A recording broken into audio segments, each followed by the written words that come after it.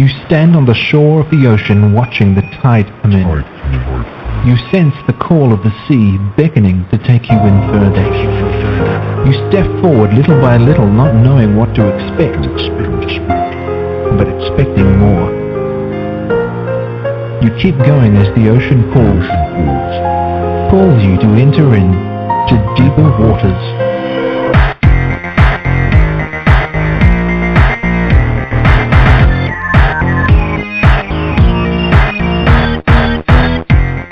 Hello everyone, and welcome to the Deeper Waters podcast. I am Nick Peters, your host, bringing you, I hope, the very best in scholarly information and apologetics. And today, we're going to be talking about events going on in the United States and how Christians are being seen and treated by the culture at large. And my guest is the co-author of a book called So Many Christians, So Few Lions. And he is Dr. George Yancey. According to his biography, he's a professor of sociology at the University of North Texas. He's published several research articles on topics of institutional racial diversity, racial identity, academic bias, and anti-Christian hostility. His books include Compromising Scholarship, which explores religious and political biases in academia, There Is No God, which investigates atheism in the United States, and the one we're talking about today, So Many Christians, So Few Lions, that assesses Christianophobia in the United States. He currently is working to create the first Christian Studies Center on a secular campus. So, Dr. Yancey, welcome to the Deeper Waters podcast. Thanks for having me, Nick. Mm-hmm. It's good to have you here. Oh, and call me George. Okay, George, that's fine. Now, if people might not have heard of you, tell us a little bit about who you are, how you got to be doing what you're doing, things of that sort. Well, the first part of my career, I really concentrated on issues of race and ethnicity. Mm-hmm. What people can't tell from the podcast is I am an African American. Uh-huh. And as an African American, I experienced, what it's like to be an African American in the United States. And being a Christian and African American, my concerns was how has the church dealt with racial issues. Mm-hmm. This led to other things, of course, but that was a main concern of mine. I did a lot of work on interracial relationships, multiracial churches, so forth and so on. Mm-hmm. About 5 or 6 years ago, I remember attending an academic session where a professor presented a paper where he basically argued that there was not a bias against conservatives, political conservatives or Christians in either academia or in journalism. And the design was all wrong. As a social scientist, I could tell he was making assumptions that he could not make based on data that could not tell him what he said it was telling him. And in my mind at that time, I developed a research methodology that if I was to tackle this question, this is how I would do it. Well, I was still doing work on multiracial churches and race, but I felt God calling me away from that and towards looking at issues of anti-Christian bias. Uh-huh. This led to my first book, which you mentioned, Compromising Scholarship, where I talked about bias in academia. Uh-huh. I actually did that book thinking I would find more political bias than religious bias. It was the opposite way. It was opposite. Uh-huh. There was more negative bias against Christians than against Republicans, even though there was some against Republicans. Yeah. It was stronger against evangelicals and fundamentalist Christians. Right. This sort of set the stage for me to think deeper about it and to think about a more society-wide anti-Christian bias. And this led to the research that generated So Many Christians, So Few Lions. We call it Christianophobia, and some people struggle with that. I struggle with calling it Christianophobia. Right. It's not a perfect term, but it's the best one we can come up with. But there's it definitely captures something in our society. This sort of hostility towards Christians it's not a fake. It's not something that Christians are just whining about. It is real. If you wanted to consider a term, I think I wrote a post on this a year or two ago, and I actually called it a Jesus allergy that people seem to have. Yeah. Well, that is a possibility. Yes. Yeah. I think one of the things of Christianophobia, and we do have to admit it's not the best term. It reminds us too much of terms like homophobia and things of that sort. True, and and I know the critique of homophobia, which I think is an accurate one, is it implies fear of homosexuals, when really it means a lot of other things. And probably in part of why we use Christianophobia is, yes, and you can look at Islamophobia the same way, those terms are already out there. Right. And if you invent a totally new term, now you have to educate people on what this term means. Whereas and the way I would look at homophobia and Islamophobia is you're really not talking about fear. That's part of it. You're also talking about anger and bigotry and things of this nature, and people will understand that. So Christianophobia, and once again, I'm open to the critique that it's not perfect. I acknowledge that. Right. But Christianophobia allows us to say the same things without having to re-educate everyone on a new term. Right. So now, we're in a state in our country where there is this Christianophobia going on. And it wasn't always like that. I mean, there was a time when the Bible was respected and things of that sort. So, kind of like in a brief history, how did we get to where we are today? How do you get to a nation that really respects the Bible to a nation where Christians have hostility towards them? I think there are several different factors that probably play into that. Social scientists generally argue that as nations modernize, they tend to move away from traditional religions for a variety of different reasons. You come in contact with other people, different beliefs, things of this nature. So that's probably part of it. I also think that part of it is that, and we could also blame Christians to some extent, because when Christians had dominant power, they sometimes misuse that dominant power. Having studied race ethnicity, I know that there are Christians who justified slavery and justified wiping out the Native Americans, while there are Christians that also were, fought against slavery and such. Right. It seemed that once the tide turned enough to where being a Christian was not seen as what you should do, what it is the acceptable thing to do. I think a lot of people who are on the fence, who are kind of, I don't know what a good term for it is, you might say nominal Christian or cultural Christian, they could more easily choose not to be a Christian, or to be a Christian in a way that was even hostile towards Christians. In fact, and I'm going to do a blog on this pretty soon, I've just looked at some data that shows that progressive Christians actually, whether it's Christianophobia or not, actually have as much disaffinity towards conservative Christians as almost anyone else. So I think that there's been sort of this shift once it was no longer seen as, well, you kind of should be a Christian in our society. It's okay if you're not, but you kind of should be, to where, hey, we have all these different religions and any of them are okay, just pick whatever one you want, that sort of attitude. That seems to have shifted the tide to where people felt it was okay to be more outspoken with their hostility towards Christians. I think the hostility was always there in lower numbers, but people didn't feel okay about expressing it until recently, and now they feel more and more okay about expressing it. Yeah, now, when we're talking about this hostility, I think we should be clear what we're talking about. We're not at this point talking about honest persecution yet, right?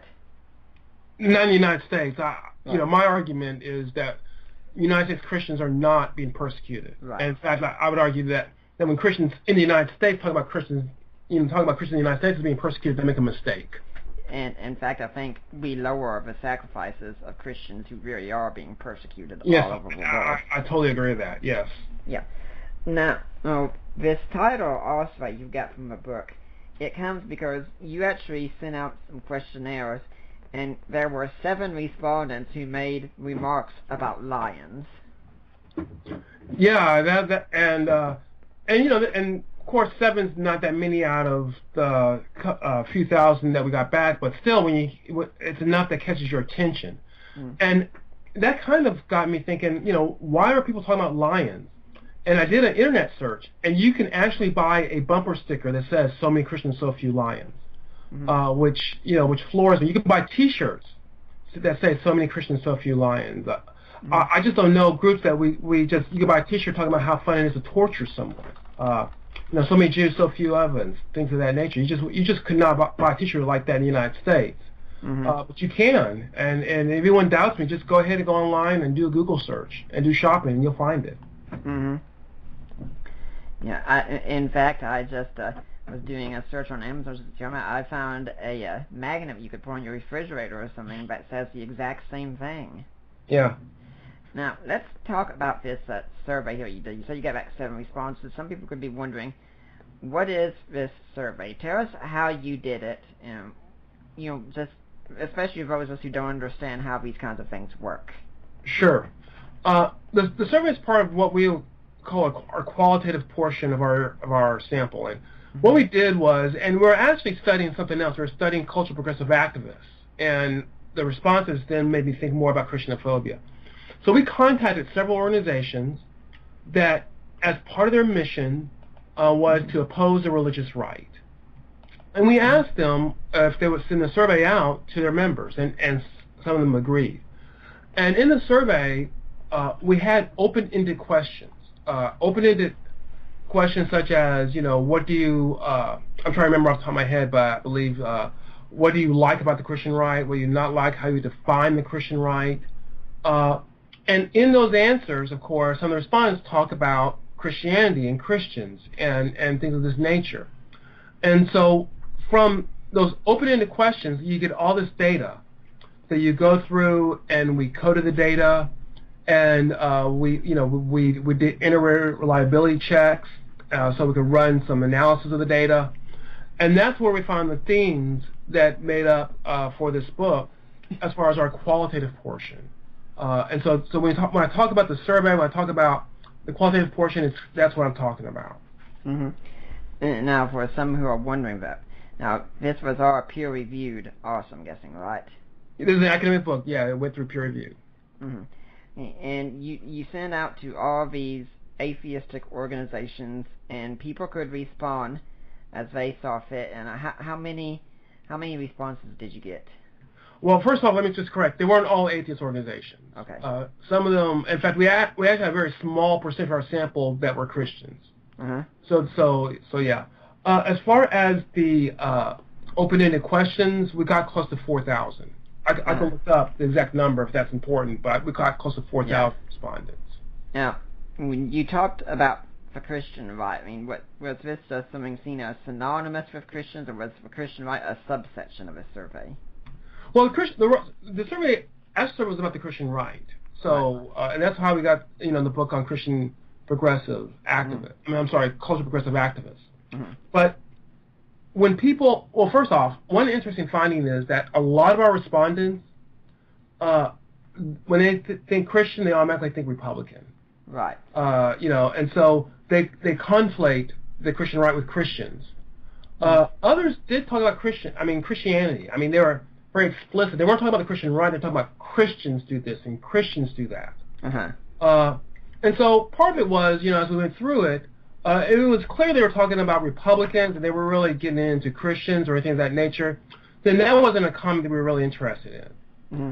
But the vast majority of comments were either about the Christian right among people who kind of conflate them with Christians, or about Christians in general.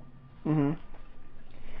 Now, when you did this survey also, something that's very interesting to look at is you talked when you show respondent, I mean, you don't have names or anything like that, but you have their age range that they're in, what sex they are, and how much education they have. Why does this matter so much? Well, when you present this sort of data, you like to give a little bit of context, so that the reader can know, hey, is this person a male, female, are they highly educated, not highly educated? We did have a table that showed the demographics of our entire sample, but when I'm giving a quote, I like to give that for a little bit of context. Mm-hmm. Now, when you talk about the people who did respond, and 7 of them, like I said, responded with something about lions, I mean, it's seriously doubtful that if these people were walking through, say, a zoo with Christians, they would just really love to throw them into the lion's cage when they walk past. Right. But, yeah. I mean, the statement being there is troubling enough still. And you make the comparison, imagine if we said something like, so many Jews, so few ovens. Right. Yeah. It is an interesting question, and one of the reviewers, I think, did bring this up. People are speaking in hyperbole, obviously. I'm pretty confident none of those people would feed me to a lion. But you got to think about it in society, what's acceptable and what's not acceptable.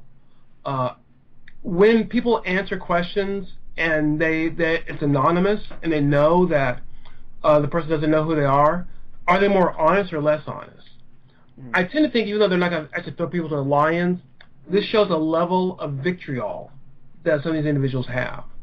And, of course, there are other comments that were just as hostile, maybe even more so. So I bring that out not to say that, okay, Christians are about to be fed to lions.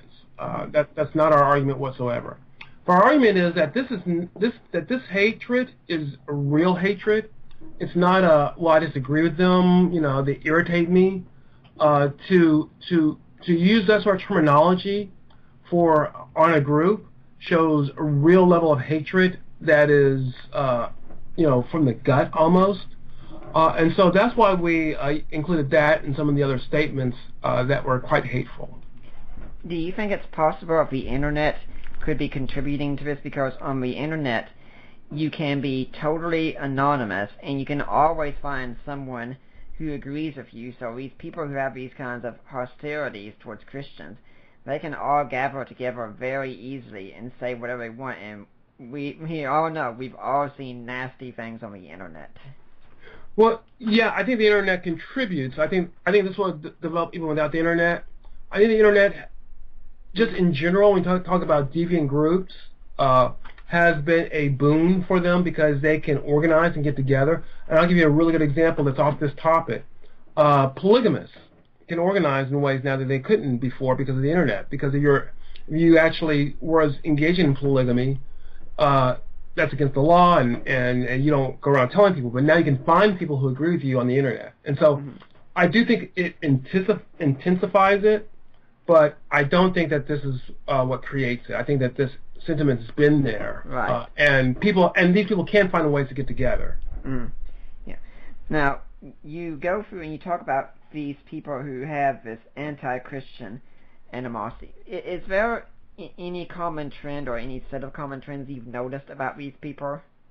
Well, and this gets into our quantitative sample to really argue about that, because obviously this qualitative sample, you can't generalize that out to the rest of the population.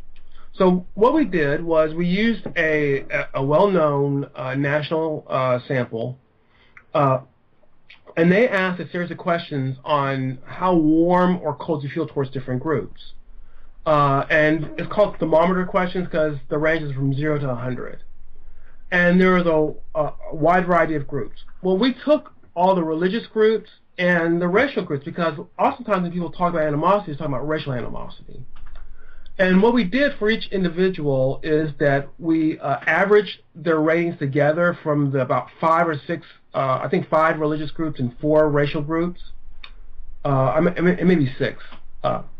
We averaged it all together, and then we wanted to see whether or not one of the groups they're ranking was fundamentalist Christians. And so we were interested, did they rank a fundamentalist Christians a standard deviation below that average? And if they did, then we would say, okay, this person has relative hostility towards conservative Christians. Now, I go on to this just to say that once we have this measure, we now can look at the demographics of who tends to have this sort of hostility. And based on our analysis, the people who tend to have this sort of hostility, they're more likely to be white than non-white. They're more likely to be male than female.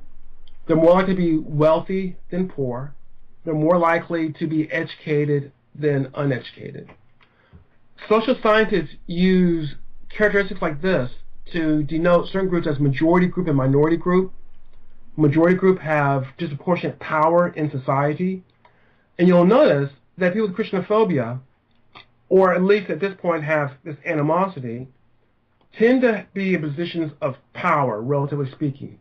White, male, wealthy, educated. So now, obviously, there's people with it that don't fit in these categories. These are tendencies. We all recognize this.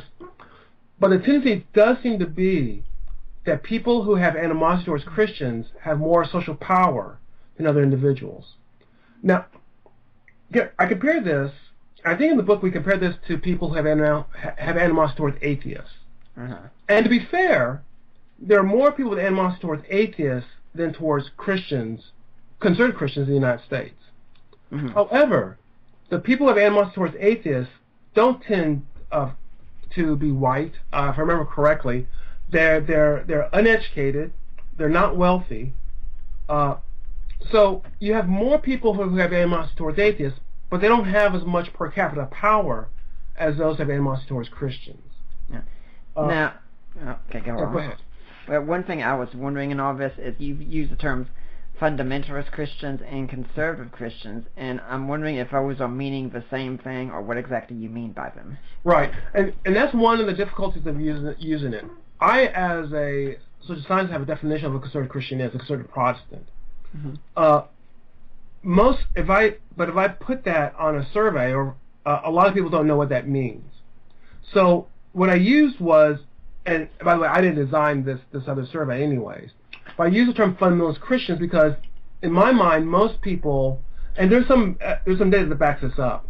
When most people think of fundamentalist Christians, they think of a conservative Christian.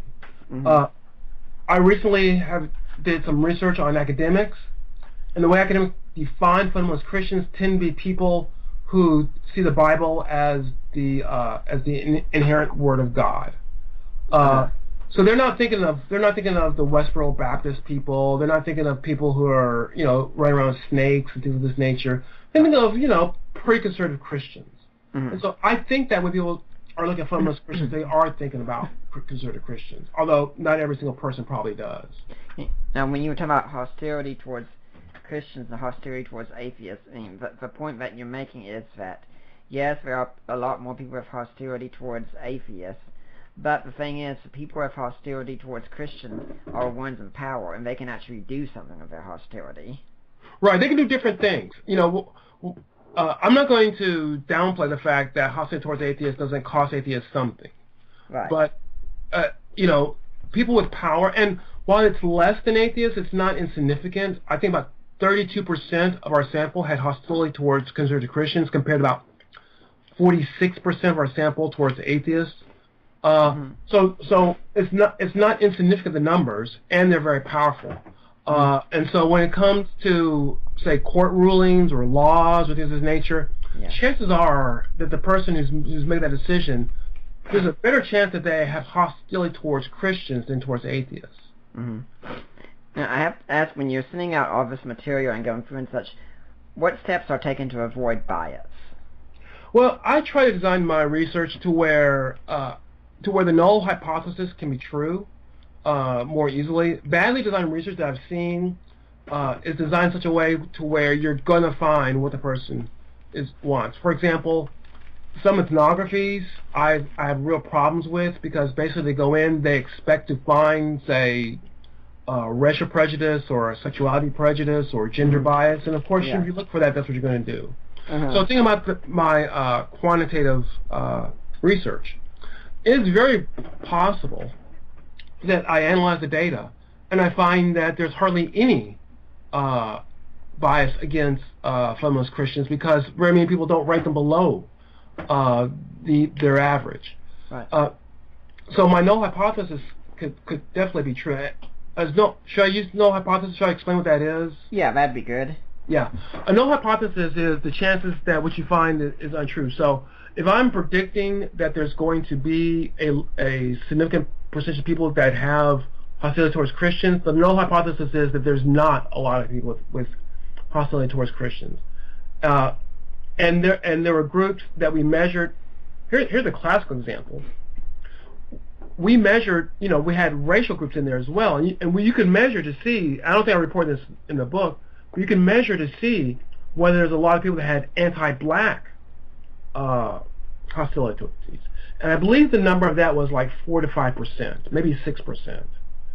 So if that was the case for Christian fundamentalists, if only 4 to 5 to 6% of the sample had anti-Christian hostilities, then one can reasonably argue that the null hypothesis is true, that there's really not a lot of hostility towards Christians in the United States. I'm not arguing that for African Americans. I think I think there's reasons why it was so low, but I'm just showing you how I designed research in a way to where the null hypothesis can possibly be true. Mm-hmm. Okay. Now, but there's another chapter coming up after it asks about who these people are with anti-Christian animosity in Alaska. How is that shaping the perceptions of Christians? And we can see this a lot better.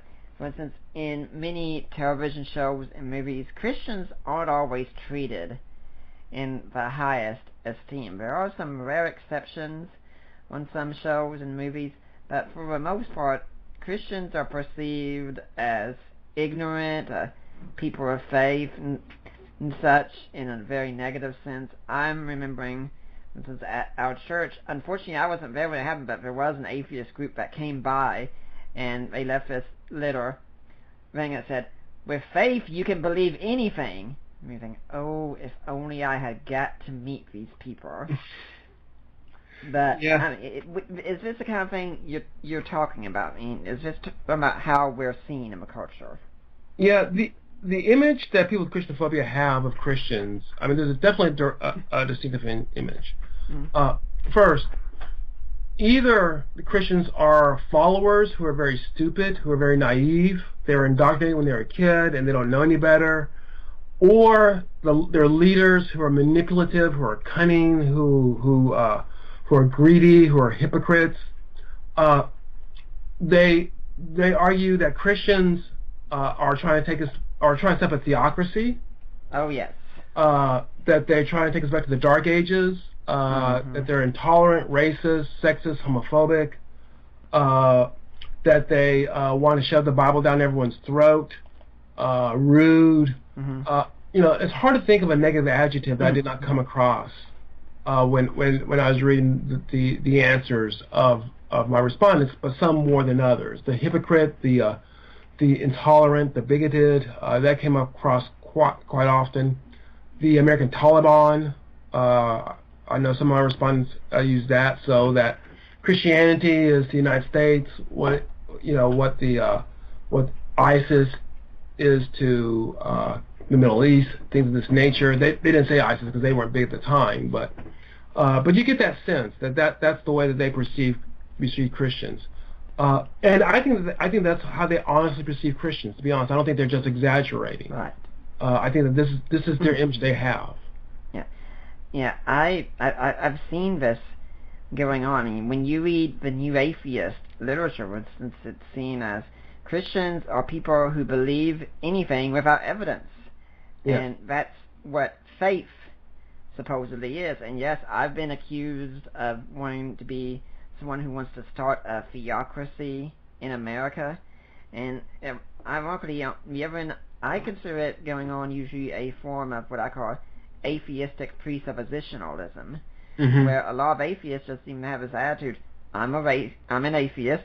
I know there is no God. I know that science is the correct way to know things, and this is just ipso facto basic knowledge. So if you disagree, you must be a person who's opposed to reason whatsoever.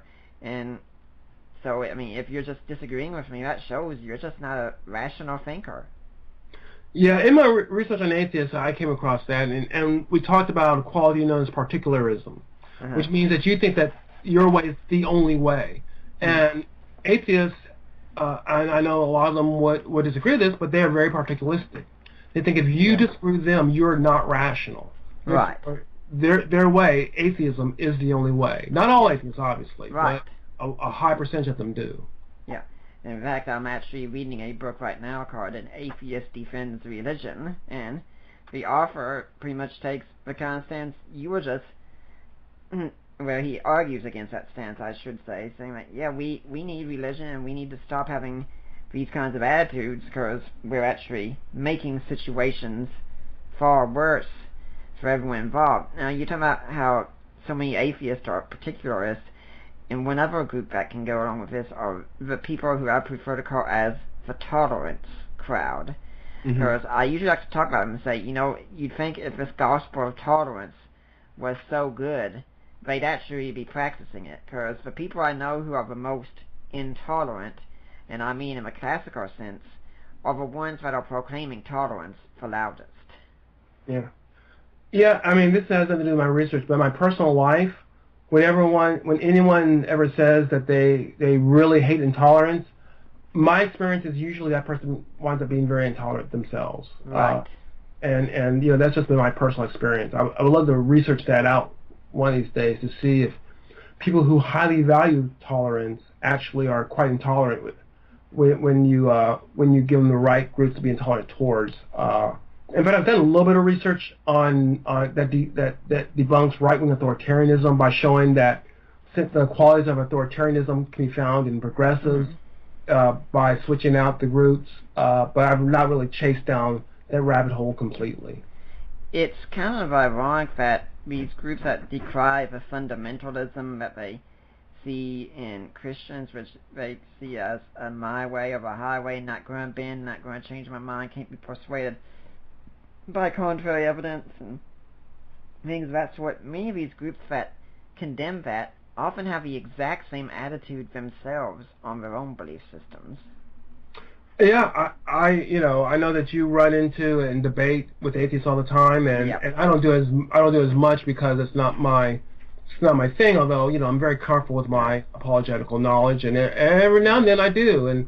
And one thing I've learned is to ask the question, what would it take you to convince you that there is a God? And then when I get fanciful answers, I know that they're not serious, and usually I don't want to go on after that, because if they're not open to discussion, why should I waste my time? I mean, I don't know if that's the most Christian attitude, but it's the one I've developed over time. It's the one I've got as well, and I'm thinking about someone like Peter Boghossian, who says that what would it take to convince him? He says, well, I'll borrow from Lawrence Krauss here and say, if I walked out at night and saw all the stars in the sky aligned to say, I am Yahweh, believe in me, and everyone else on the planet saw this in their own language, it might be suggestive. We could all be having a delusion, but it might be suggestive. And as soon as I see that, I think, okay, so what you're telling me is I could give you any sort of number of arguments for God's existence, and you've already decided they're not going to work until you have an experience.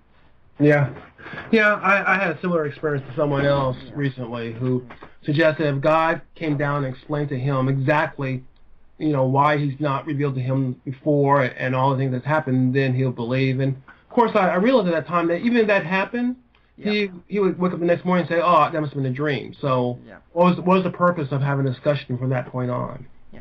One question I usually ask them is, when was the last time you read a scholarly book on a subject that disagreed with you? And it's amazing. If I've gotten any answer so far, it's been one or two. It's just not done. Yeah.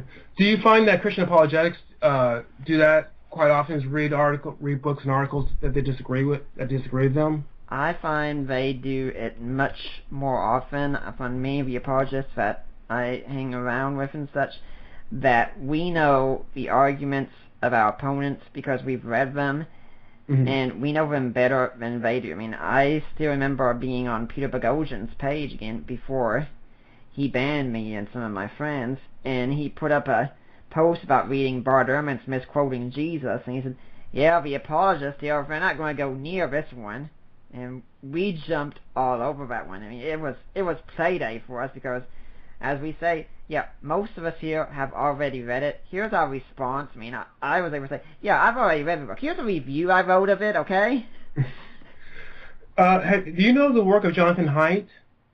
No.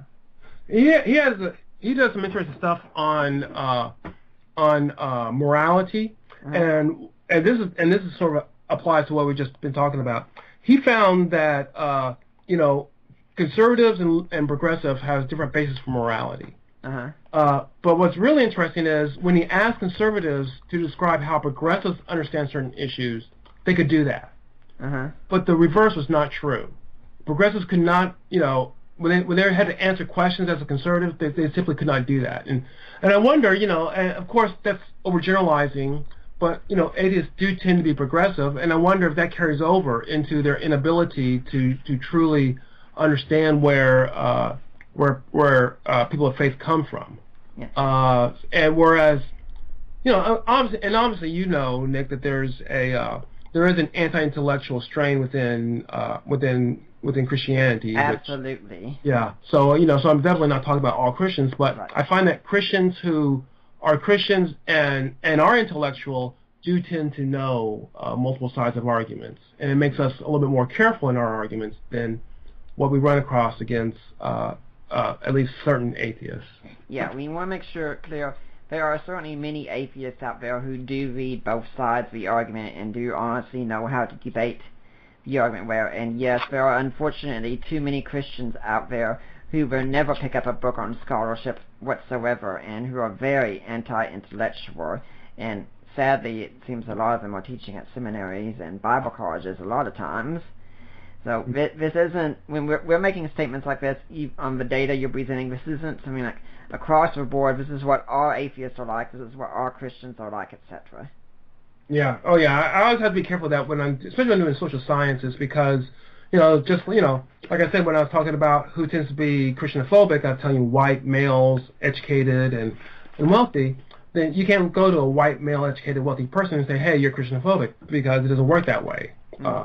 And sometimes when I teach, students don't always get that until I illustrate something like, well, men are taller than women, but not all men are taller than all women. So these are tendencies; these are not absolutes. Yeah. Now, one other aspect that you discuss in the book is that these people tend to dehumanize Christians and show open hostility towards them in some ways, dehumanizing and hating Christians, which it's very troublesome to me, because it seems like in our public discourse the word hate is thrown around way too easily, and a lot of times hate is always treated as a negative. And I always want to tell people, there are some things you should hate and you'd better hate, and there's something wrong with you if you don't hate them. Yeah, and remember, I'm writing this book as a scholar. Right. This is an academic book, and so when I talk about hate, I'm defining it the way it's been defined in other academic research. Right.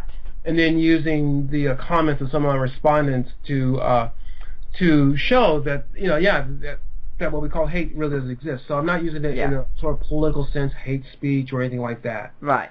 What I find really interesting though is the dehumanizing part. Right. And once again, I went to what I think is the best article on dehumanization, where the author breaks it down into the different aspects of what dehumanization is.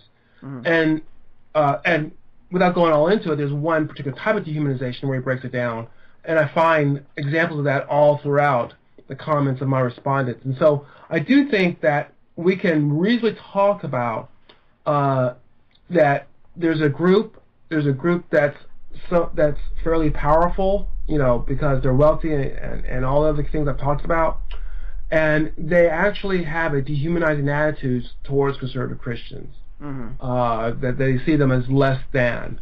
And we know this happens to other groups. Christians are not the only ones that face this. Clearly that's the case. But we know today that the group that does tend to dehumanize Christians tend to be more powerful than groups that tend to dehumanize most other groups.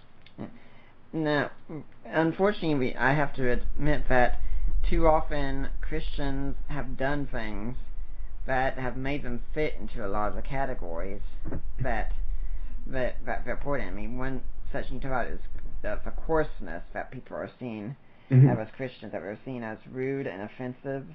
And I'm thinking about this because I think it was last Saturday, my wife and I were out driving around, and we saw street preachers out there, and personally these guys usually drive me crazy, because they really don't know what they're talking about a lot of times, and they're out there just waving their Bibles and saying repent. And I told her, so many times I like to just stop, put on an atheist hat, and see what happens. Yeah. And she said, well, why don't you? And so we did. I mean, towards the end, when we told them we were really Christians, we started getting a lot of hostility from, it wasn't open with it, but I mean, he was saying things like, I don't see any fruit in your lives, and I don't see the Holy Spirit in you at all. And I mean, that's the kind of thing that we see, and of course so many atheists think about people like Westboro Baptist and things like that, and say, well, this is what all Christians are like. Yeah, there's no doubt that. Well, first, Christians, we're still fallen. We still sin, right. and I think, and this is my observation, the most legalistic people there are as far as Christianity are new Christians and people who have Christianophobia. Right. Both groups, want to hold Christians to the standard which we're not going to reach in this lifetime. Mm-hmm. So I agree with you. There are Christians who feed into this. All the characteristics, the negative characteristics, I say, are there Christians who are intolerant? Of course. Yeah. Are there Christians who, are there Christians who want to have a theocracy? There's a few of those out there even. Yeah. So all those characteristics, they are out there. Mm-hmm. But you can say that about any stereotype. Mm-hmm. Stereotype of African Americans. African Americans are dumb. Are there some dumb African Americans? Yeah, I've had some in my classes, unfortunately. Mm-hmm. That does not make the stereotype accurate. And in fact, a colleague of mine actually did some research and found that most of the stereotypes are not true. Mm-hmm. That Christians are not, that Christians actually engage in more pro-social behaviors than non-Christians, and they're not necessarily more intolerant than others and things of this nature. Right. But you're always going to find examples that you want to find. Where I feel some sympathy toward some people with Christianophobia, although I don't feel sympathy towards their outcomes, what they want to do, but how they got there is, some of them in my research, I asked them about about their attitudes and how they come about it, and some of them tell stories of being kicked out of the house or right. or having a youth minister seduce her or things of this nature. So there's some real tragedies out there. Yes. And I'm not for a minute going to say, well, none of these people have any basis for having resentment towards Christians, because some of them clearly does. Huh. But I think that as a group, it's really gone overboard. And I'll tell you this story, a personal story that show, even if you have something negative happen by a group, that it's very dangerous to paint the whole group that way. Mm-hmm. In my life, my very first girlfriend was in graduate school, and she's white, and we were broken up by her mother. And her mother was a strong feminist, but she did not like the fact that her white daughter was going out with a black guy. Well, I could have, from that point on, said, feminists are a bunch of hypocrites. Feminists, they're a bunch of racists. Right. But I know that problem was her problem. It wasn't all feminists who had this problem. And so sometimes when there are some Christians who've done some awful things, I can sympathize with the person who's gone to it. But at some point, when the person has had enough healing, and when, obviously not right afterwards, you got to realize that you can't paint everyone with the experience of what one or a few people did. Yeah. And when you're doing that, then you're being unfair to all the other people who are in that category. And I know that's a hard lesson for someone who's been victimized, but if we're going to be honest, that is something that we have to look at, with us, look at that and just confront it for what it is. Yeah, now, one other area that you talk about is the way that Christians are seen when it comes to sexual values. Mm-hmm. For instance, now, like earlier this year, we of course had 50 Shades of Grey come out, and then on the other side, we had a movie called Old Fashioned come out. And honestly, when I saw the trailer, I thought, this other position is so extreme. I really don't want it representing my position. Yeah. But a lot of people who are opposed to Christians, they see us as trying to, control what goes on in people's bedrooms, and mm-hmm. we're sexual prudes and such. And I hear that, I think, you must not know the Christians I'm hanging out, especially the men that I hang out with, because that doesn't match any Christian man that I know. Yeah. Yeah, I must admit, I didn't even remember seeing the trailer for Old Fashioned, so this is the first I've heard of this movie. Yeah. But you're right as far as that Christians as repressive, wanting to get in the bedroom and control people. Part of the charge of homophobia comes from that. That they care about what happens in the bed. of people and things of this nature, and it's all part of the whole notion of Christians as intolerant, as wanting to set up theocracy, and some of things of this nature. Yeah, and we're told that repeatedly, that if we oppose homosexuality, we just want to go and interfere with what people do in their bedrooms, and think, no, most of us really don't care what we do. I mean, we care in the sense that we think it's wrong, but we're not going to go and barge in and knock on everyone's doors. We just don't want to have to be out there, be forced to celebrate it, as it were. Yeah. And you're touching on the issues of religious freedom, and I do think that one of the things missing in the religious freedom debate nationally is that when you look at it, it seems like there's one side that that the way the narrative goes, they want to use their religious freedom for bigotry. The other side, wants to have freedom everywhere. Mm-hmm. In the national debate, though, in that other side, to some degree, some of those individuals are motivated by Christianophobia. I'm totally convinced of that. That the whole debate on homosexuality is a way in which they can silence Christians. And in my research, I mean, silencing Christians was one of the things that came out often, that Christians should not be in the public square, this sort of thing. And so I'm not saying that everyone that supports same-sex marriage, that they're doing it to silence Christians. By no means am I saying that. Right. But there are some this is an opportunity to do that. And I do believe there are some that they're trying to take this opportunity to do that. And to me, that changed the debate around a little bit. It's not that this one side wants freedom, this one side wants equality, the other side wants to use freedom to bash equality. That side that wants equality also wants to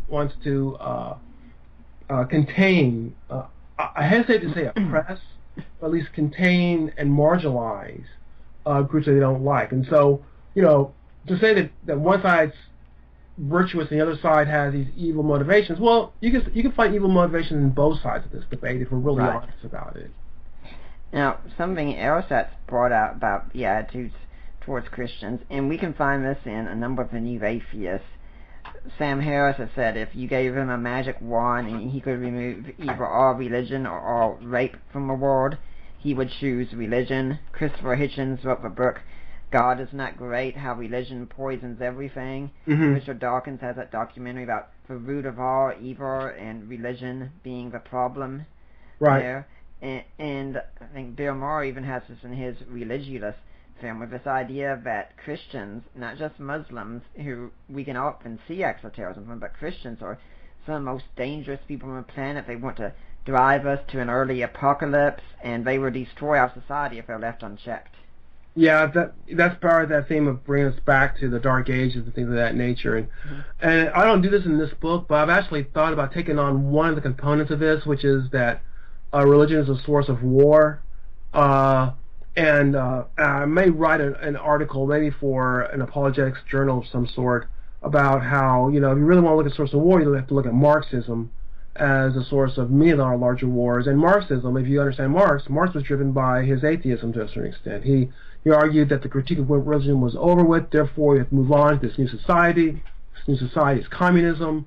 And a lot of Marxism was to bring about that new society, and of course a lot of people died in the course of that. So, and there's research that shows that at least Christians, I don't know about other religions, at least Christians are less likely to engage in domestic violence, less likely to abuse their kids, less likely to commit crime. So it's, this whole meme of Christians being more violent, just you can believe whatever you want, but the evidence just does not back it up. I mean, I can believe that the sky is purple right now, but the evidence is it's not.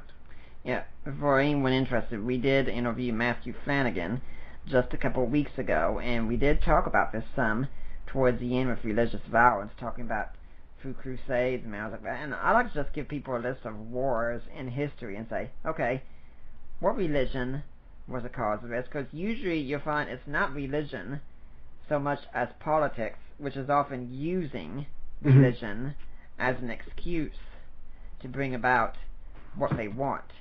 Right, yeah. Yeah. I'm not enough of a historian. I know some people have done some really interesting historical stuff. Yeah. And from what I remember, it's estimated that 7% of all wars, or something like that, or maybe 8%, could be connected to this is a religious war, because they do exist, obviously. ISIS, that's a religious war. But 92% are not. And so, can religion cause war? Of course. I mean, a religious person is capable of committing heinous crimes. Yes, of course. Yeah. But is it the cause of war? Is it a major cause of war? It appears that it is not. Yeah. And if we're going to say religion contributes towards violence, well, we can also say science can contribute towards violence. I mean, look at the high-tech weapons and such that we can build. I mean, I've got a blog post where I've got on there a picture of Hiroshima after the bomb there, and just say, science, it works. Now, I don't mean that to dehumanize science at all, of course. Just saying, if you're going to look at this, you have to consider the bad and the good. Yes, there are some people who've done some bad with religion, but there are a lot of people who have done a lot of good with religion. But for too many people on both sides, that we're really talking about the non-Christian side now, it's entirely black and white thinking that there can be no compromise. Well, I don't know if you ever heard the research of Bob Woodbury, but he actually looked at missions, because missionaries get a bad rap. The missionaries came in and they destroyed the native cultures, and I mean that's the rap you get. Well, he actually looked at the outcomes of the cultures where missionaries went and the ones they did not. And what he found, and this is off the top of my head, but he found that the ones where the missionaries were better. They're better economically, they're better educationally, they had better healthcare services.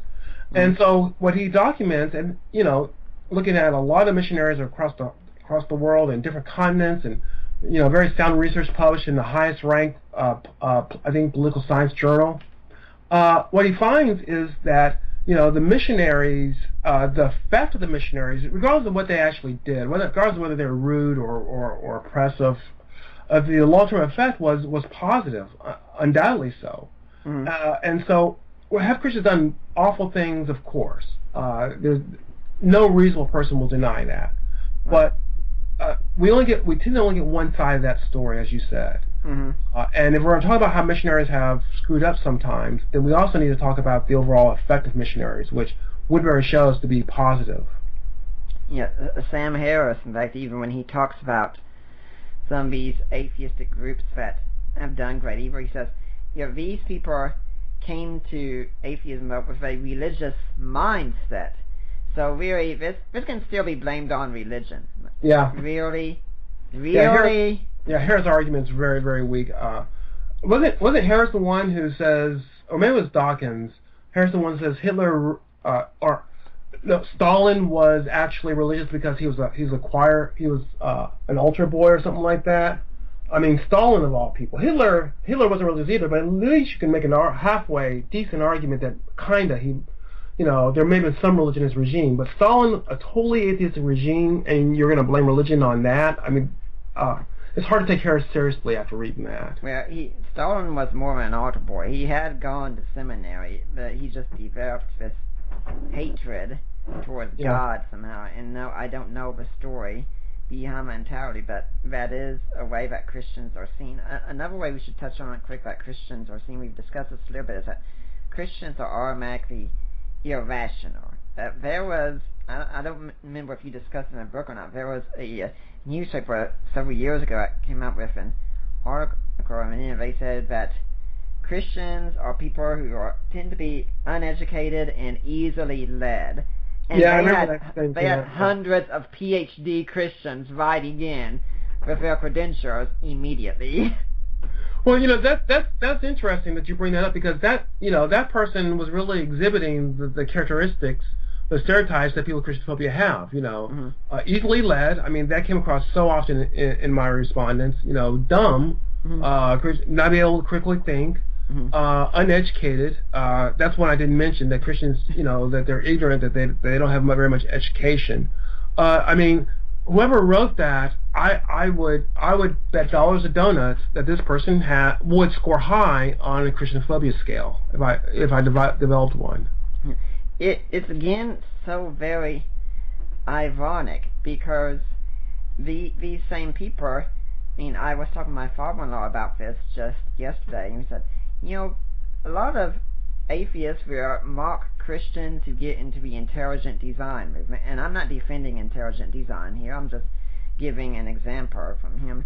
And he said, we've got about maybe 100 scientists or so that are in this movement, and atheists will look and mock that and say that we shouldn't be buying into this at all, and then you have one scholar who writes a book that gets peer-reviewed on the idea that Jesus never existed, arguing for that. I'm talking about Richard Carrier, of course. Yeah. And all of a sudden the atheists are saying, ooh, this is a huge move in New Testament studies. This is a claim that we should take seriously. You think, have a little bit of consistency here.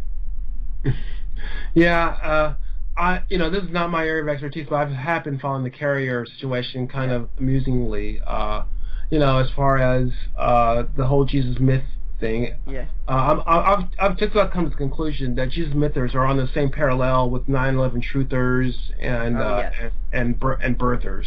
Yeah. And that's the reason I bring that up is because Christians are charged with being gullible in believing anything, and when you look at the mythicist idea, it's got some of the worst ideas out there, and unfortunately I meet too many atheists who seem to have the attitude of, well, I agree with it, so it works. I mean, it seems to be this mindset that if you meet something and it argues against Christianity, it has to be true, and if you meet a claim and it's supportive of Christianity or it's neutral, we must view it with the utmost suspicion. Yeah. Have you heard of confirmation bias? Oh, yeah. Yeah. I fear you did. Yeah, and here's the thing. Confirmation bias affects everyone. Mm-hmm. Whether you're Christian or not Christian, confirmation bias, you have to fight against that. Oh, yeah. And so when people say, hey, sometimes some Christians do the confirmation bias, and they're right. But then they forget that they, too, are subject to confirmation bias. Right. And so the critique of people with Christianophobia, that Christians are gullible, to some degree is true because we are all gullible, and if we're not all careful, then we will fall prey to our confirmation bias. And so the thing with the mythers is it really just illustrates that out. I even did a little bit of research, and I got an article published. There's some studies that argue that Christians and religions are less intelligent than others, and they use these tests. Mm-hmm. Well, I took one of those tests, and I took it apart, and I changed some of the dynamics so that the assumptions were different. So that now, instead of assumptions that would trip up Christians through their confirmation bias, I changed it so I trip up atheists through their confirmation bias. And then I ran that test, and I found out that the atheists were no better at dealing with confirmation bias than the Christians were. Right. So, that's just reality in which some people just have a hard time accepting. And that's why whatever field you're studying in and learning in, it is always important to read the best material that you can on the other side. I mean, I'm sure you as a sociologist, if someone presents a book that's peer-reviewed saying, no, there's not Christianophobia in the U.S., you're going to be wanting to get your hands on that book as soon as you can and go through and see what you say. Hey, is there anything I've missed here that maybe this guy did catch on to? Well, yeah, there's been so little study on this topic that I cannot honestly say that there is a good response article or book yet. I will tell you that on compromising scholarship, there is a couple of studies that work against it, but neither one of them is strong enough that does not convince me that there is an academic bias. But that, at least there's a couple of studies that suggest that maybe this bias isn't there or is not there strong enough. But I have my reasons why that they're not convincing to me. But yeah, I do want to keep up with the best arguments against it, against my topics as I can find them. Yeah, that's part of just being a good researcher. You have to read material that disagrees with you. I mean, when people come in and present these books, you're like, I tried being on Peter Boghossian's page and say, yeah, I've already read it. Okay, I mean, I had someone giving me an argument from the mythicist David Fitzgerald a few days ago. I was saying, look, I'm sorry, you don't know his argument. I've read the book. I know the argument. I know it better than you do right now because I can tell you're missing it. And here's the big problem with it, and it was still just not computing at all. Yeah.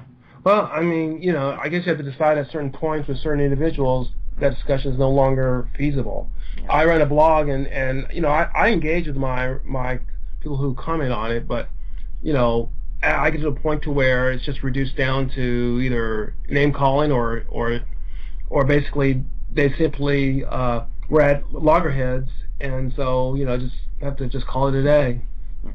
Now, I'd like to remind everyone right now that you're listening to the Deeper Waters podcast. My guest is George Yancey. We're talking about a book he co-wrote with David Williamson called So Many Christians, So Few Lions. But if you're here next week, we're going to have a shorter show. It's going to be 1 hour long, but we're bringing back a guest who's been on before. We're going to bring back E. Calvin Beisner again. We're going to be talking about prosperity and poverty. It's going to be another show talking about economics and what a difference it makes to Christian apologetics and what's a good position we should take on economic theory. But for now, we're going to get back to George Yancey and the book So Many Christians, So Few Lions. Now, we could ask that we know that, if we go with what your book says so far, and I think your book's pretty conclusive on, it's pretty good evidence for it, that there is Christianophobia in the United States, and it's more than just that these people don't like Christians. I think one of the contentions you're arguing for is we're in a bitter war, and it's about what they want, where it's all about who's going to control the future of our nation. Is that what you're thinking? Well, yeah, that's a big part of what I'm thinking, and one thing that I want to point out is that the individuals with Christianophobia, they have certain values, and these values really help dictate what they argue, what they want. They value separation of church and state. They value religious neutrality, things of this nature. And because of this, they are very hesitant to endorse something that directly, overtly punishes Christians. Mm-hmm. So if someone was trying to pass a law saying that if you're a Christian that you have to pay more in tax or something like that, my suspicion is that most of these individuals would not support that law. Right. Now, having said that, and this is where having studied race ethnicity really helps me. There's a concept in race ethnicity known as I'm sorry, it's slipping my mind. Adversive effects. That there are policies that may not intend to disproportionately hurt people of color, but they do. Right. Now, it may be that someone actually symbolically wants to hurt people of color, so they push that policy. But for whatever reason, these policies are put on the books, and they have an adverse effect on people of color. And I think that I'm able to show that there's some of this attitude among people with Christianophobia, that what they would like is policies that have an adverse effect, but that do not directly, overtly punish Christians, because then they cannot, their social identity as being tolerant, as not being bigoted, would be challenged. Right. If they were pushing for a policy such as jailing Christians or something like that, but it's not challenged if they're pushing for a policy and they can find some other reason for it. Mm-hmm. Let me just give you an example, okay. And I forget whether I used this in the book or not. I think I did. At the time, it was only Vanderbilt. Vanderbilt University had this an all-comers policy, and basically this policy was that if you formed a student organization, you not only had to let anyone who wants to join the organization, but anyone who wants to go for leadership in the organization. Well, a lot of the Christian groups say, well, our organization is a Christian organization, and people can come; they want to come, but our leaders have to be Christian. And Vanderbilt says you cannot discriminate based on religion. Now, on the surface, this sounds like, okay, you're being this way to everyone, but in reality, they're not. I mean, if you're forming an organization based on political matters, then religion is not. If you're forming the bowling league, who cares about religion? Right. If you're forming a Christian organization, then obviously it matters. Mm-hmm. And so what's happened at Vanderbilt and now some other places, Christian organizations have been kicked off campus. Mm-hmm. some people would say, well, what about other religious groups? What's interesting is that Yale was going to do the same thing. The Muslim student group said, no, we don't want this, and Yale backed down. My suspicion is that the Muslim groups, knowing that, chances are no one's going to really try to take them over or infiltrate them or anything like that, didn't put up a fuss at Vanderbilt or some of these other places, and thus, this policy was allowed to survive. I suspect if Jewish groups had done the same thing, that if they had said, no, we don't want this, that they would not have gone forward. But Christian groups, and I know that Christian groups try to, some of them try to really negotiate and point out, what if we have someone who starts off, they're a Christian, and midway through the year, they become an atheist, now they're the president of our organization. And I know in Vanderbilt, when one person brought that up, the person in charge says, well, then that's just too bad. Which really tells me where their attitude really is. We really don't want you to be here, but this is the way we can do it without being a bigot about it. Yeah. So this is what I think we need to watch out for. And as we look at public policies and debates, if what I write gets more traction, people can be more aware of these policies, then we can start asking these questions. And we've already asked in race ethnicity, asking these questions about adverse effects as concerns Christian groups as well. We could also consider that one ways we're going to do this is there are a lot of atheists out there, including Dan Barker's Freedom from Religion Foundation, that want to remove tax-exempt statuses from churches. Yeah, and that came up too among my respondents, as far as believing that it's not fair for churches to get tax-exempt status where other groups cannot. Although, really almost, and I'm not a lawyer, so I take this with a grain of salt, but just about any voluntary organization can get tax-exempt status. I don't think this is something special to religious groups per se.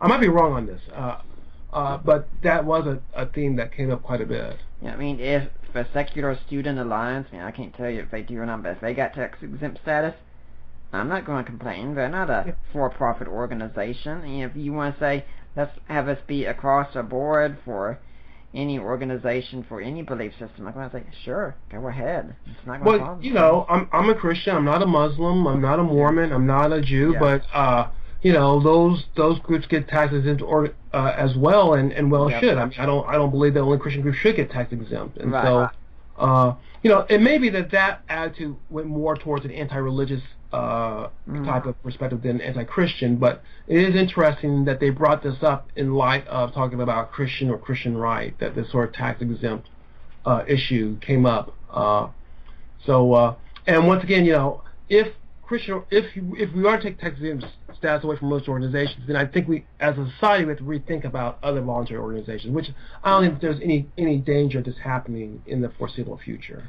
Yeah, when you were talking about Jews and Muslims and Mormons and such, one thing I've told my wife Allie a few times is I said, if a Muslim group came to our city and they were wanting to build a mosque, I would argue with them on their doctrine whenever I could, but I would also be arguing for their right to build a mosque and worship within the laws of the land as they see fit.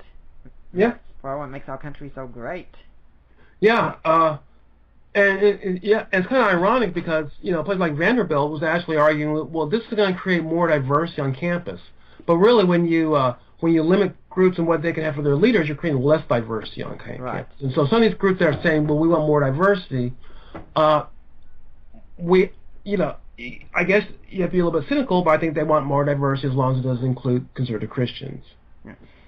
Yeah. One other aspect that comes up with this, and we've talked about it a little bit when I brought up intelligent design, is the role that science is going to play in our future, because there are so many people opposed to anything that looks like what could be called creationism coming into a science classroom.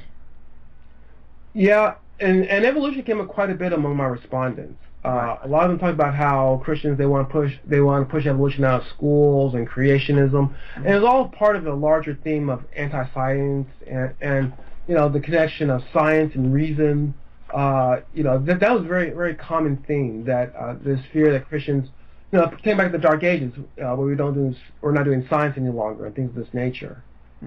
I would like people to know, if you are interested, in fact, in what atheists call the Dark Ages, to please go back and look at June 8th of 2013, a show where we had James Hannum on, and we talked about his book God's Philosophers, about how there really was science going on very well in the medieval period. It's a really fascinating topic if anyone out there is interested in it.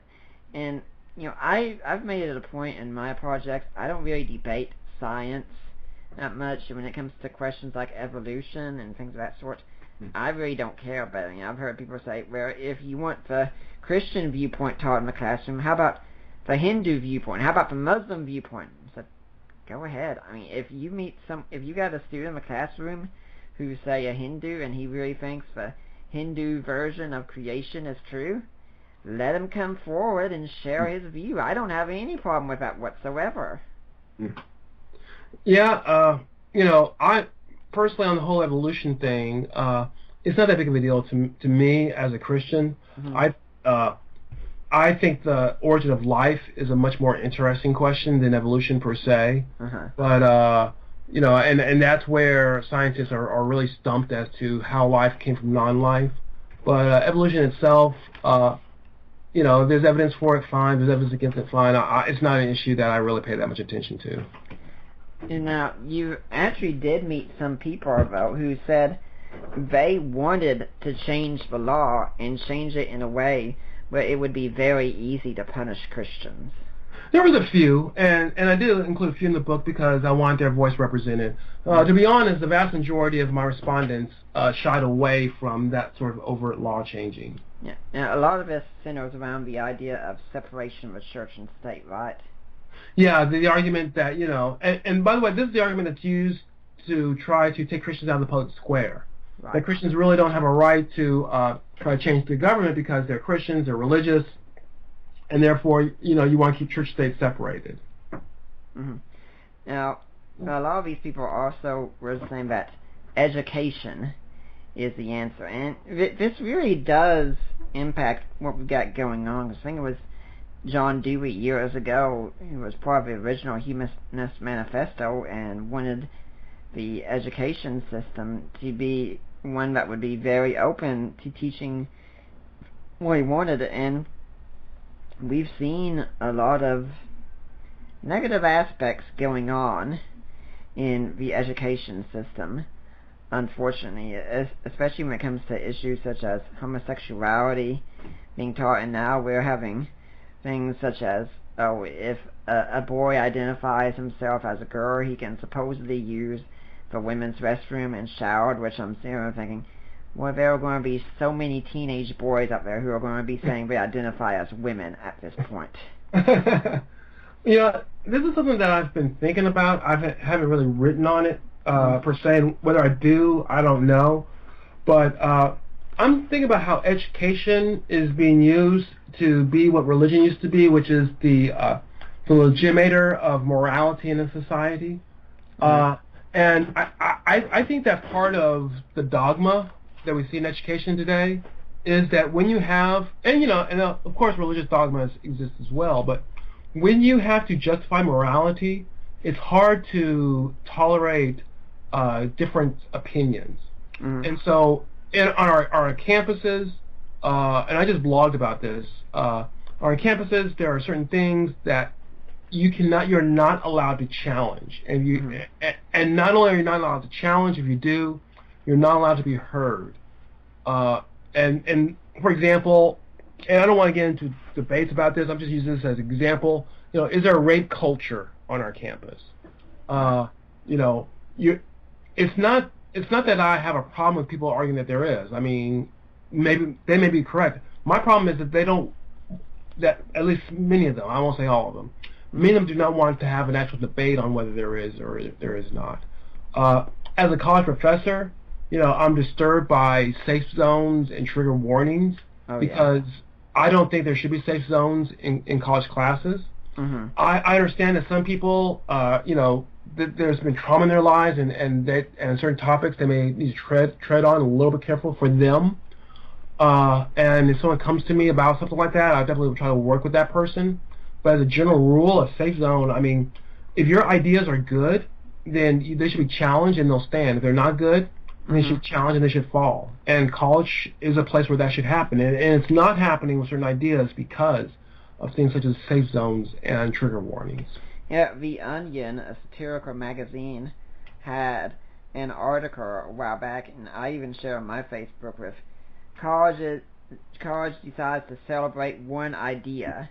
And it was this whole page I was like, yeah, we're going to all talk about this idea, and it's going to be the only idea we're going to talk about, and we're not going to have any contrary ideas. And a lot of us were looking at it saying, it's sad, but this satire sure sounds like exactly what we're seeing today. Well, that sounds like good satire. Good satire, you say, hey, that's actually kind of true. Yeah. And good satire, that's what you say. If it's bad satire, you go, well, that's just ridiculous. Yeah. But this is what's going on. This is why, for instance, it's very disturbing when I hear about college classes of people graduating and such who don't want to hear someone come and speak of a graduation because that person offers a different viewpoint.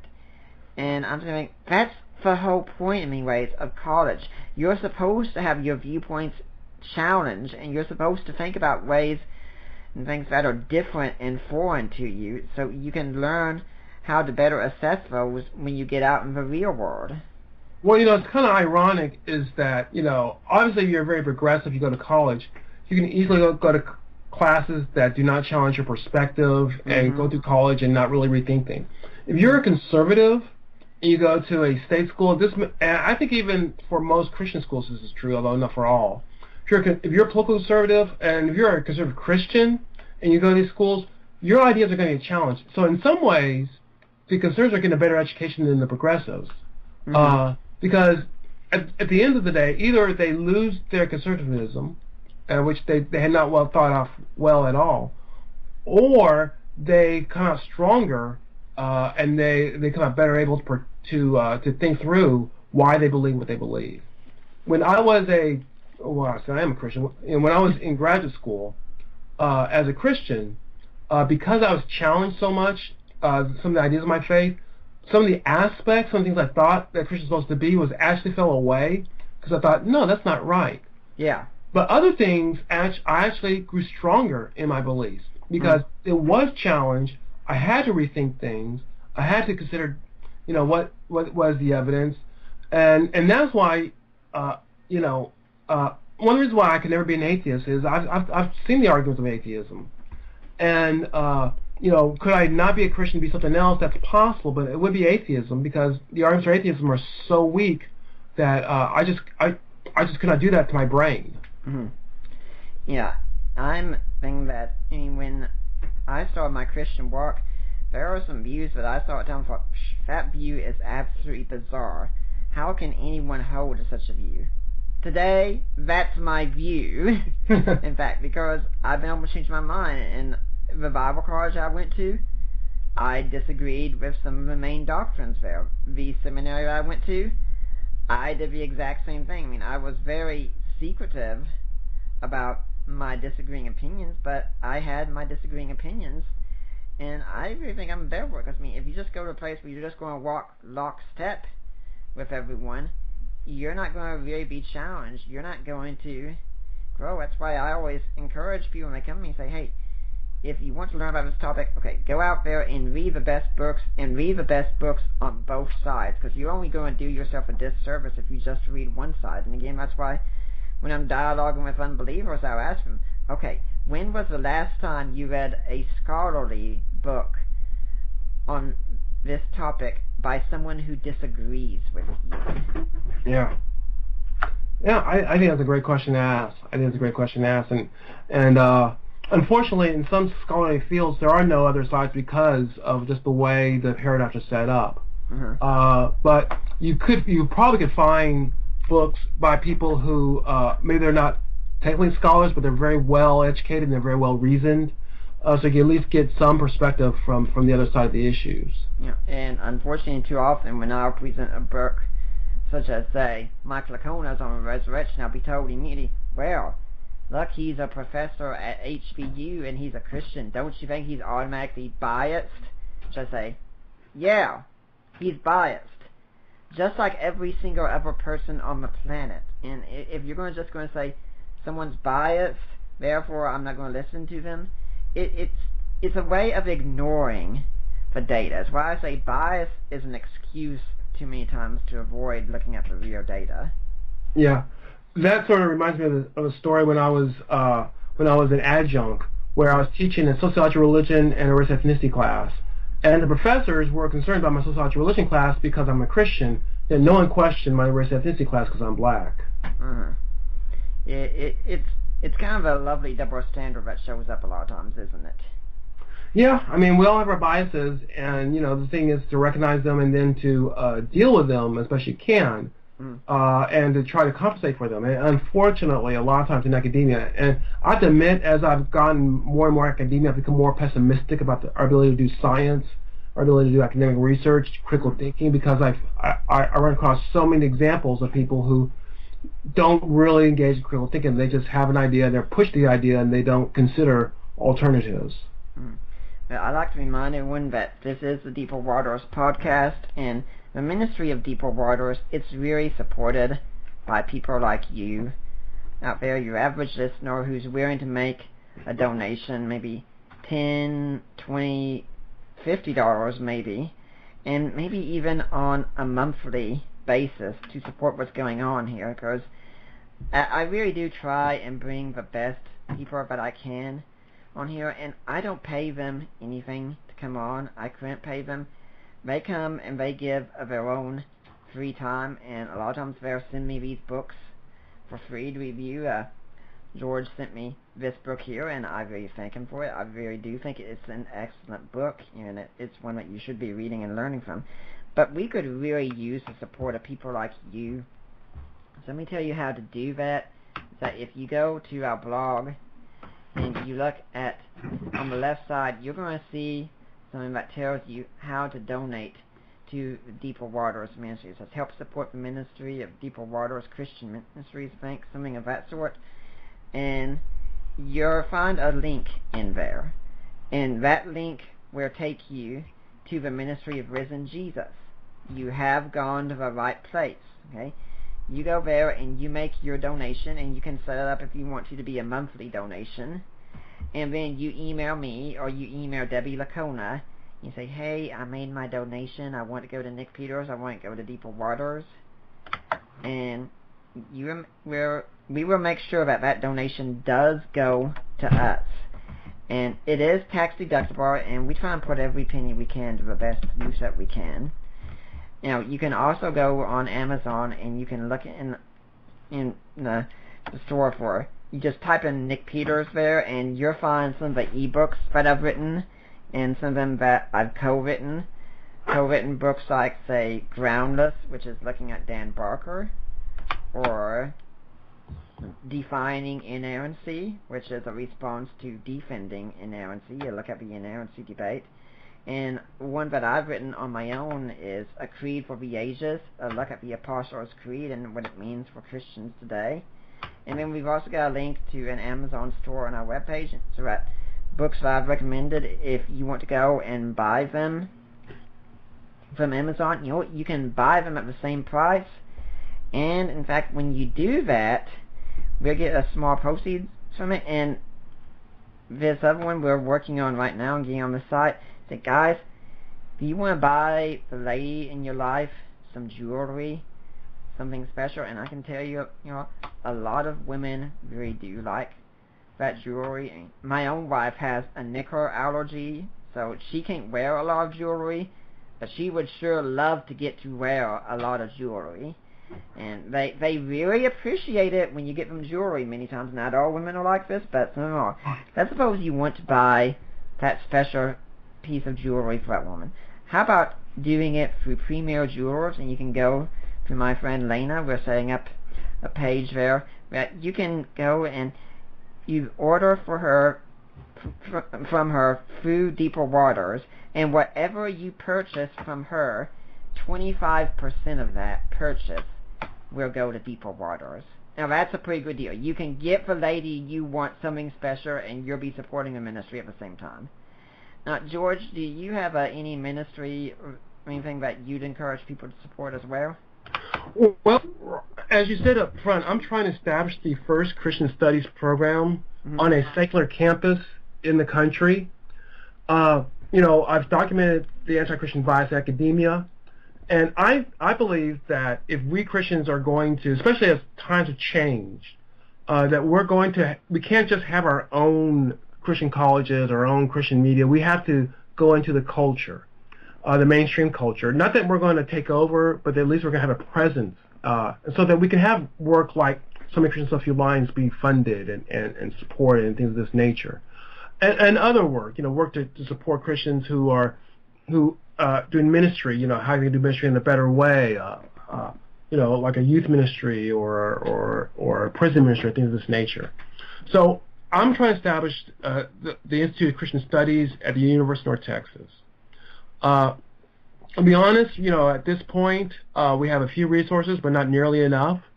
If we, a fully funded institute would really, I think, impact not just North Texas, but other colleges might start considering, hey, do we want a Christian Institute of Christian Studies? There's all sorts of Islamic studies and Jewish studies groups on campuses. A lot of Christians donate to their alma mater, and I understand that. But then, they don't know how it's spent. And I can tell you that the money would be spent in ways that would further research that would help Christians. And I'm open to talking to people about certain projects, studies that they might be interested in and what it would take to do and things of this nature. So, beyond buying my books, which I always appreciate, but finding funding for this institute would be important. There's a couple of ways in which you can go to the page and learn more about the institute and go to the webpage in which you can donate, or you can email me directly, and we can talk about funding and support. The first way is just to go to my website, which is www.georgeyancey.com. That's GeorgeYancey.com. And when you go there, on the very last page, I believe it says Institute for Christian Studies. You can click on that. It'll tell you a little bit more about it. It has a link to it, and you can donate through that. The other way is if you want to go to my page at University of North Texas, merely go into the sociology department, clicking on faculty and people in the faculty. Then you'll see me down there, and then click on my name, and then there'll be a link on that page to the center. So I think we could do some really good things. If you know someone who's talked about how we need Christians to get into the mainstream of the culture, to get into academia, to have an impact, I think this is a good way to do that. And once again, I'm pretty open to talking to people. I won't do research that compromises good science. So don't ask for me to do a hit job or to have my findings preordained, because the only way I have legitimacy is if I take the approach that I can have that null finding. I can have that null hypothesis come true. But there's a lot of areas in which we could look to see find ways to improve to support Christians and Christian institutions. Let's move on to Chapter 7, which frankly was my favorite chapter in the book, talking about Christianophobia in the United States. And of course, this is the one that we can relate to the most, because it's all about things that we see every day. And these were things like you got these kinds of statements.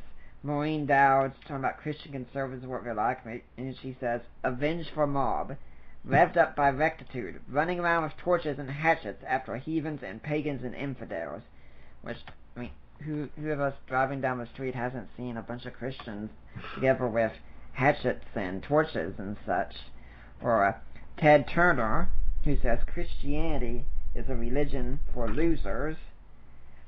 Elton John, from my point of view, I would ban religion completely, even though there are some wonderful things about it. I love the idea of the teachings of Jesus Christ and the beautiful stories about it, which I loved in Sunday school, and I collected all of their stickers and put them in my book. The reality is that organized religion doesn't seem to work. It turns people to hateful lemmings, and it's not very compassionate.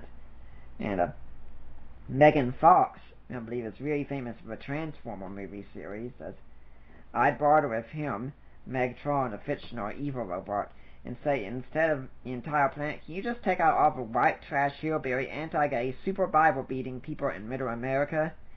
I'd quote what Dana Jacobson said on ESPN, but I don't really talk that way.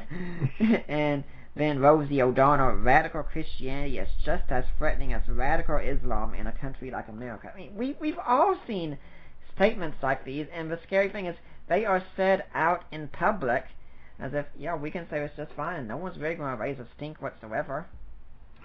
Yeah, I include these statements, and yeah, a lot of people I don't really follow, like Rosie O'Donnell or anything like that. But I double and triple check to make sure that I didn't just get it from a conservative website or something like that. Right. These statements are really accurate, and I chose these things because I thought these were statements that could have been made by any of my respondents. Right. I think these things fit into the sort of stuff my respondents were saying. So, it's a way of saying, what I'm documenting, yeah, I have a relatively small sample of group of people, and I'm finding all these trends. But these trends are not limited to that. These trends are out there among individuals who are cultural leaders, which to me suggests that their attitudes are very similar. Right. That what I'm documenting in the other part of the book is clear among some of these. I think a lot of these are more personality types, media types, and things of this nature. I suspect that if you had college professors talking all the time on air, you might get some statements close to some of this. That these are statements that cultural leaders tend to have, and their attitude towards Christians is reflected in that. And let me ask you, since you brought up college professors, we had the movie come out, I think it was last year, but God's Not Dead, and a lot of people were saying there aren't college professors out there like that. That is rather extreme. Do you think that it's quite difficult that there really are college professors out there like the one depicted in the film? Well, I was one of the people who said that this was ridiculous, that there aren't college professors out there like that. And then, as it would happen, about 2 months later, I came across a story of a college professor who basically acted like that. So, I'm going to say that 99.9% of all college professors, even if they hate Christians to the T, would never do something like this. But after reading that story, I can't say that person doesn't exist absolutely at all. Do you think as things keep progressing that we could see more and more professors showing up like that one? I think it's possible. I think that this one professor got a lot of pushback, and I don't think we're to the point yet where you can easily just come to the class and say, look, you got to believe what I believe, or you're going to fail, or you're not going to pass, or things of this nature. I think it becomes more and more difficult to do that. But are we going to see more attempts? We probably are. Yeah. Even if they're not just like the professor, there is still no doubt some hostility towards Christians and Christianity by college professors, isn't there? Oh yeah, and of course it's not going to come out quite that way. I mean, there's certain pressures on professors to, believe it or not, students are able to put certain pressures on professors, especially their parents if you're at a state school, because you start calling state legislatures, then things get moving. So yeah, I don't think we're gonna see that. But I mean, could it affect your grades? It may be in subtle ways. As I document, it could affect hiring, whether you hire someone who's a Christian or not. It definitely affects the literature choice that you make. I think what professors are more likely to do, rather than say believe the way I believe or you're going to fail, is to just present a lot of literature that makes Christians look very bad, and then you're tested over that literature, and thus he or she makes sure that you understand just how awful conservative Christians are. Yeah. Now let's look at some other comments that these don't have the same kind of thing, but they fit the stereotype of images of Christians that some of the people you respond to said. Bill Maher says, when people say to me, you hate America, I don't hate America, I love America. I'm just embarrassed I've been taken over by people like evangelicals by people who do not believe in science and rationality. Or Gene Roddenberry, who is the creator of Star Trek, says, there will always be the fundamentalism and the religious right, but I think there has been too much of it. I keep hoping that it's temporary foolishness. Some of it will always be around because there will always be people who are so mean-spirited and such limited thinkers that their religious beliefs seem so logical that there is a God and so forth that nothing else in a limited concept can explain what the existence of a God can. There's been a lot of it lately, Youth for Christ and that sort of thing. I'm hoping that this is just a bump in time. And then Roger Ebert, the movie reviewer, says, conservatives in the heartland have persuaded themselves to vote against their own economic and social well-being because they consider hot-button issues more important than their incomes, economic chances, educations, and the welfare of society at large. Their positions dovetail seamlessly with evangelical Christianity, and they accept hardship as a will of God when it seems more clearly to be the working of a top-lowered economy. Now, I'm thinking with a lot of these, I'm guessing that many of these people haven't even really studied the claims that they're arguing about. And I'm thinking especially with Bill Maher, because I saw Religulous when it was in the theaters, and it is a disaster to watch. I mean, when he's going to the Holy Land experience, and he's talking about, I believe it was Horus, and all these things about how he was born of a virgin, and all this stuff, and I'm watching this and oh, why couldn't I have been there? Because Bill Maher just really didn't know what he was talking about, but I'm sure there were a lot of non-Christians in the audience watching that say, yep, you tell them.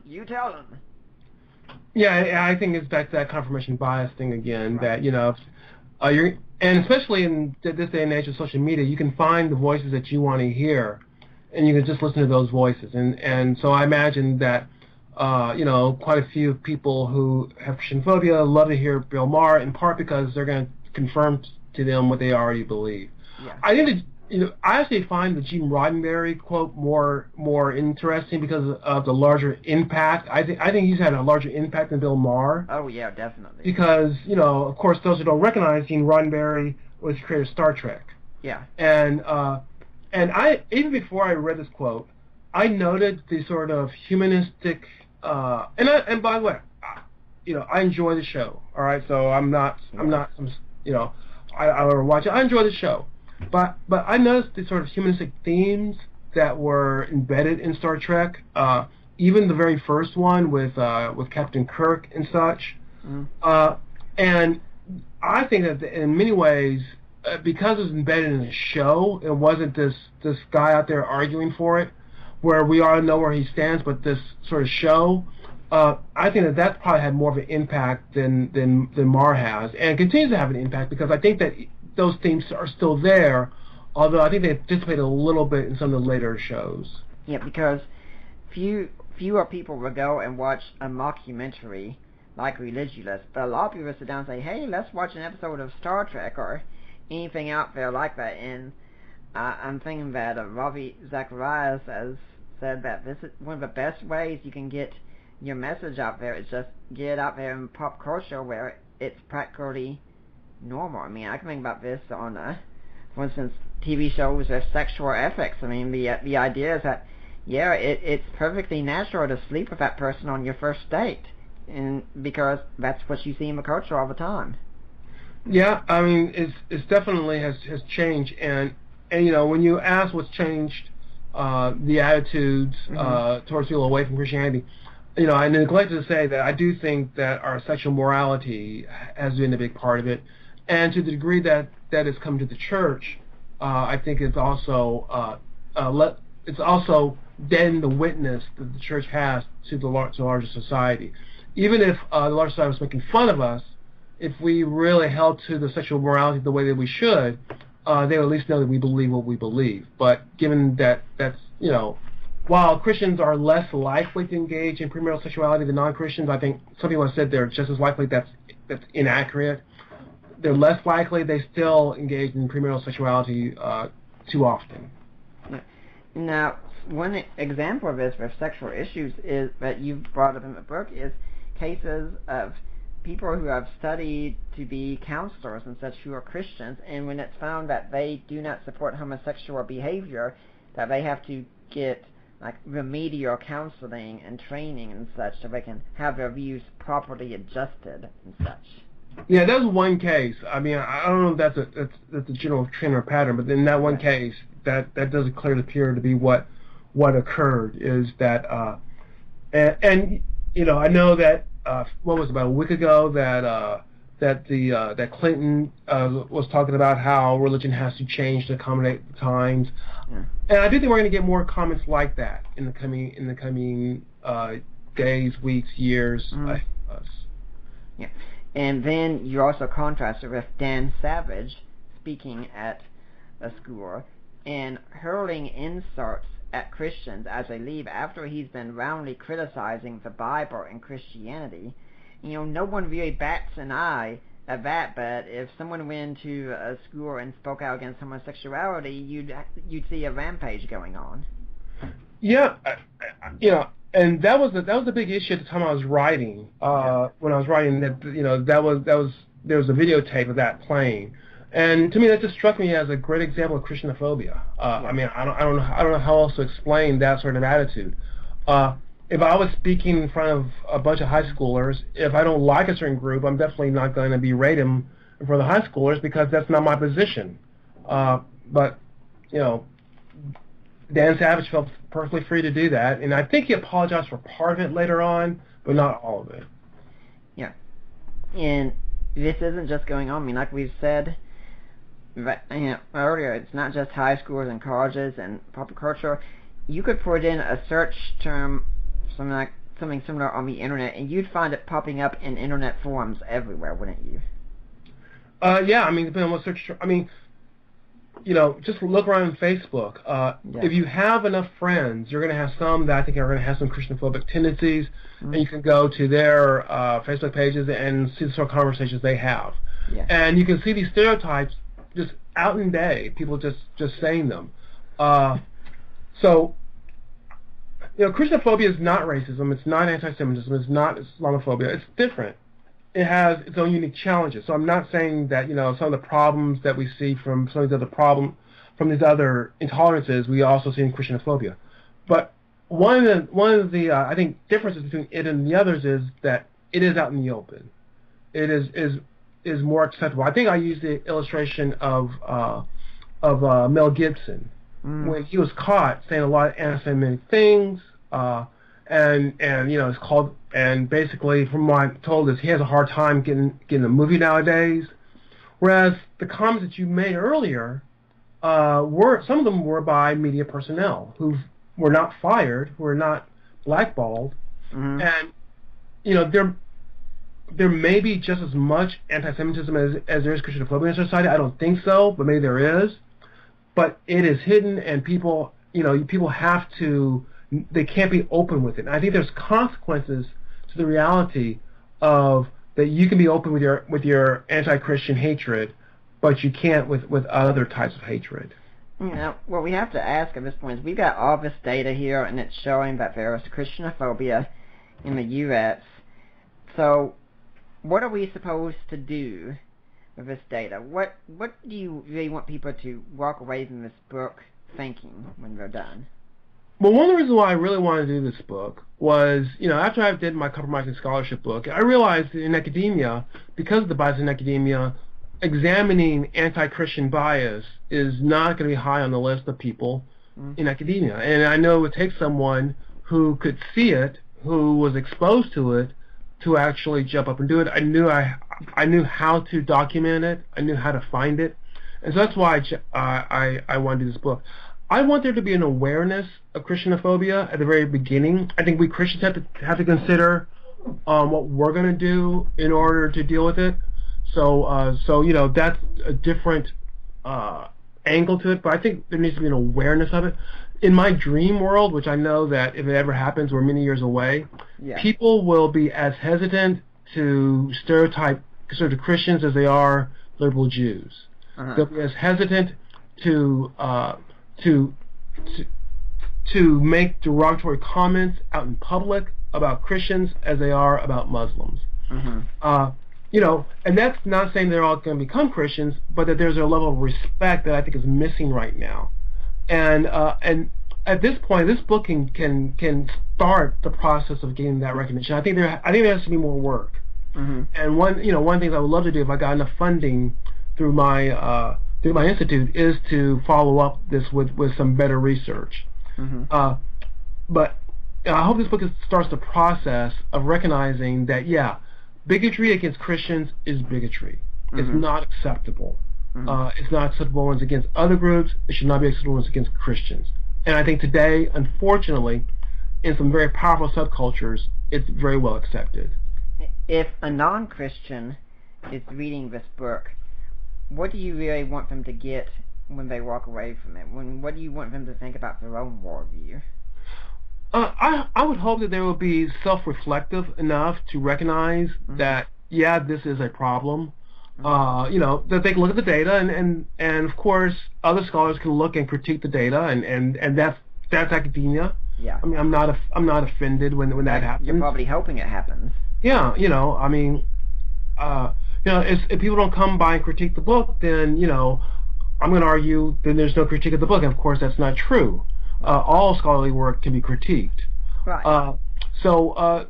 But I hope that they at least consider, if they don't buy completely that this is a possibility, and then there's certain issues and problems that can arise from that, and that perhaps in a desire to not want to be caught up in religious bigotry, that they begin to wonder how they can deal with this problem.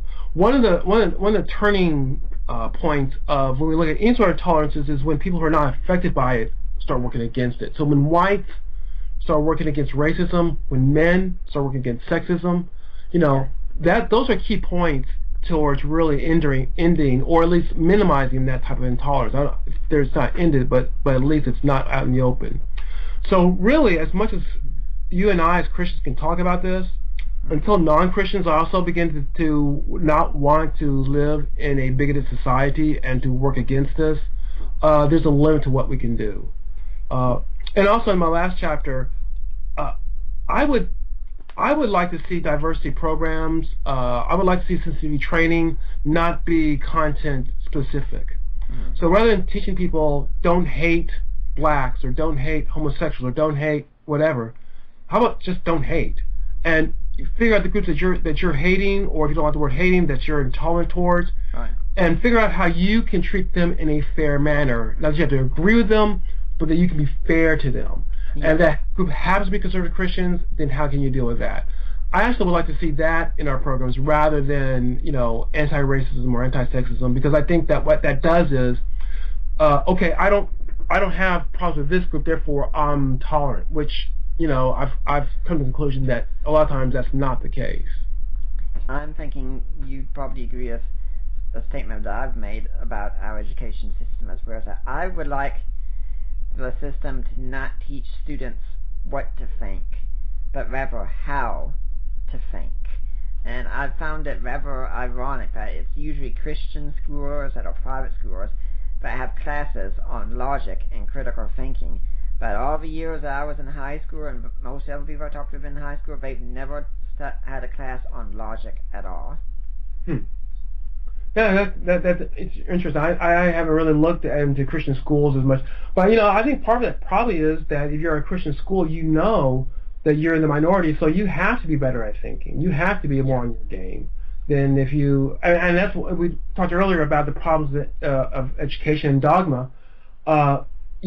When your answer to people you disagree with is to stand up and shout them down and make sure they don't speak, you don't have very strong arguments. You can't have very strong arguments. You didn't have to use them. And so when you are put in a situation where you have to defend yourself, like I said, if you already have a good, solid argument, then you're going to survive and you're going to become stronger. If you don't, then you have to rethink it. Yeah, I think that's what I was talking about earlier about how you have to read both sides of the argument, because I've told people before, like, if you want to go forward and be able to argue your position, you need to be able to argue also the other guy's position and be able to argue it better than they could. And you need to be that if you were in a hypothetical debate, you could argue the other side just as well.